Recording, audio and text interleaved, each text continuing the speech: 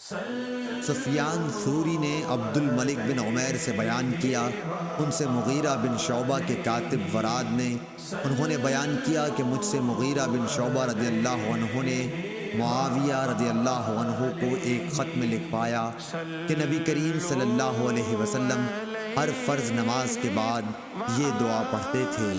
ترجمہ: اللہ کے سوا کوئی لائق عبادت نہیں اور اس کا کوئی شریک نہیں، بادشاہت اس کی ہے اور تمام تعریف اسی کے لیے ہے، وہ ہر چیز پر قادر ہے۔ اے اللہ، جسے تو دے اس سے روکنے والا کوئی نہیں، اور جسے تو نہ دے اسے دینے والا کوئی نہیں، اور کسی مالدار کو اس کی دولت و مال تیری بارگاہ میں کوئی نفع نہ پہنچا سکیں گے۔ شعبہ نے بھی عبد الملک سے اسی طرح روایت کی ہے۔ حسن نے فرمایا کہ حدیث میں لفظ جد کے معنی مالداری کے ہیں، اور حکم قاسم بن مخمیرہ سے وہ وراد کے واسطے سے اسی طرح روایت کرتے ہیں۔ صحیح بخاری حدیث نمبر 844۔